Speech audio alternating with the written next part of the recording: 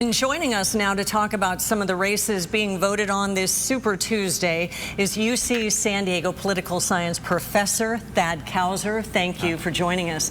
You've just heard us a moment ago, Jim Avila described Adam Schiff's strategy against his opponents for Steve Garvey. If you look on social media, that one line, he's too conservative for California. Conservatives like that, because California is too progressive for them. It has helped Steve Garvey. Tell us about that, but then what happens moving forward, the strategy and then forward. So this was Adam Schiff's whole strategy in focusing tens of millions of dollars of his campaign money, not on his biggest threats, the two Democratic members of Congress who are running with him, but on Steve Garvey, because he wanted to focus Republicans, who remember, still 40% of California's electors, wanted to focus them on a single challenger, Steve Garvey, get that one Republican through into November so that Adam Schiff could have a one-on-one fight with a Republican in this very blue state. That is a smart strategy. It's the new playbook as the way for politicians to kind of game the system with the top two, and it seems to be working for Adam Schiff. And for Steve Garvey, as a matter of fact. We also have mentioned Proposition 1, $6 billion. That's a huge chunk for taxpayers in a bond. It's also a huge issue. What do you think will win out in that?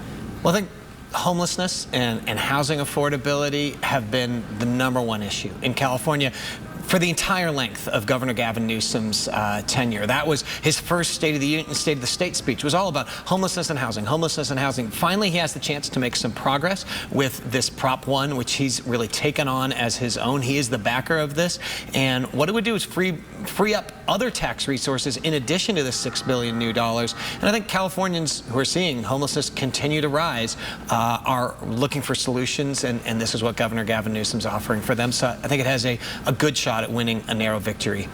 And when we talk locally and we talk about our mayor's race here, Todd, Gloria, what are his vulnerabilities? But on the flip side, then what is he also locked up?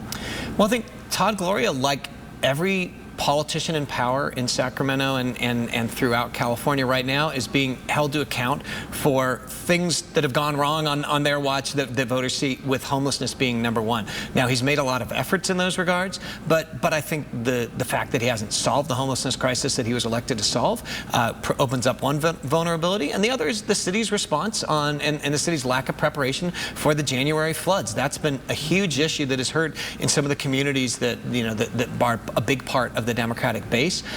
Still, even with all of that, Todd, Gloria has not drawn a well-funded challenger, and that's really different than what we've seen. We've seen multi-million-dollar races in this competitive city for the mayor again and again, and we've not seen a big spending, big race. That's a sign that many people expect Todd, Gloria to eventually, come November, defeat his challengers and be reelected. As important as this primary is, this just sets off the momentum moving forward.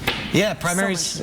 Primaries tell us what, not just the battles that we're going to see, but where each battle is going. So that's why everyone's watching tonight.